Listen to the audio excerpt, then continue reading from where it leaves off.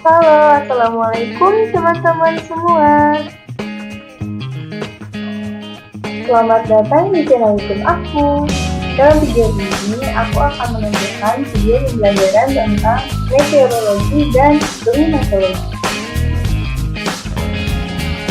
Tapi sebelumnya, perkenalkan nama aku Dinda Jamila dengan STM 22172, mahasiswa jurusan Pendidikan Geografi Universitas Siliwangi.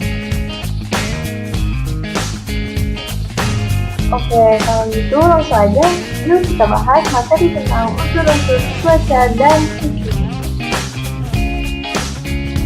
Yang pertama, unsur cuaca dan iklim itu ada radiasi sinar matahari, bahwa lamanya penyinaran dan sudut dalam matahari. Selanjutnya ada suhu udara, kelembapan udara, tekanan udara, penguapan, penutupan awan, kecepatan dan arah angin, dan terakhir ada presipitasi.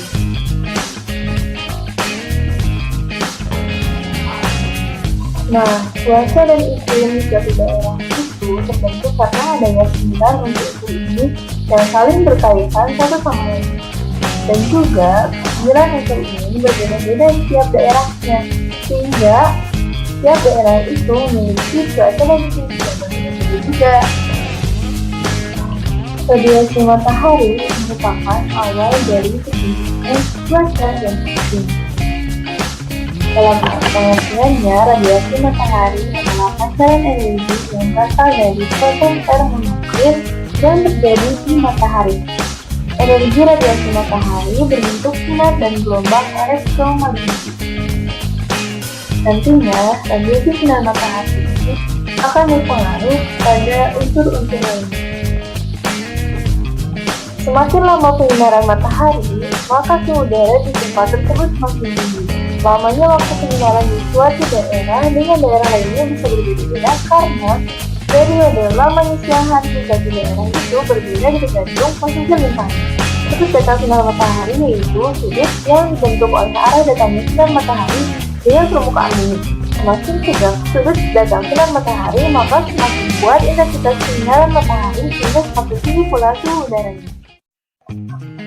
Yang ketiga ada suhu udara. Suhu adalah besaran panas suatu objek. Dalam ilmu geografi, suhu udara adalah ukuran panas dirinya permukaan bumi dan atmosfer bumi. Suhu udara dinyatakan dalam satuan Celcius, Fahrenheit, Reaumur, atau Kelvin yang diukur menggunakan alat pengukur suhu bernama termometer. Suhu bersifat tidak nampak, namun tingginya suhu dapat dirasakan. Selanjutnya ada kelembapan udara. Kelembapan udara adalah jumlah kandungan uap air yang terdapat di dalam udara. Uap air merupakan gas cair atau H2O dalam fase gas yang salah satunya terbentuk dari proses evaporasi air permukaan dalam siklus hidrologi. Uap air sifatnya kasat mata atau tidak dapat dilihat oleh pandangan manusia. Kelembapan udara dapat kita rasakan terutama ketika sedang atau setelah hujan kabut atau embun.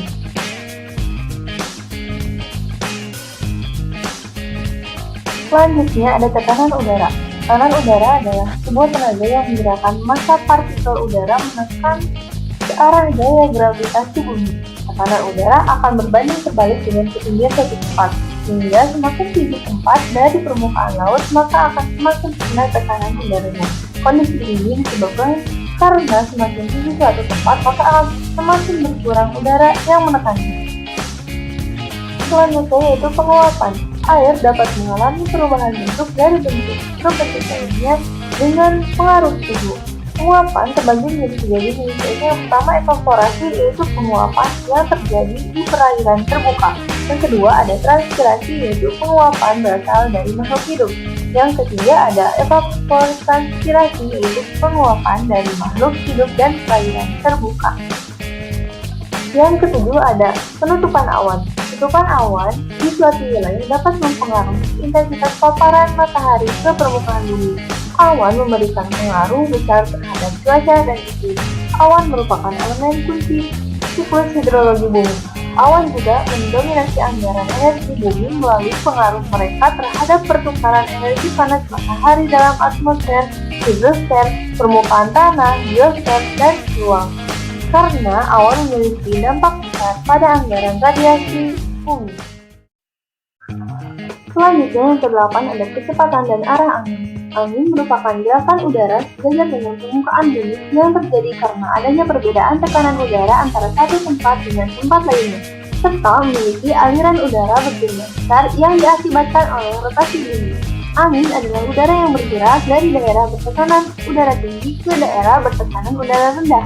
Angin memiliki kecepatan dan arah, serta terdapat paling sedikit dua faktor yang mempengaruhi kecepatan angin, yaitu adalah tekanan udara dan topografi wilayah, di mana semakin tinggi suatu wilayah, maka semakin kencang angin yang bergerak.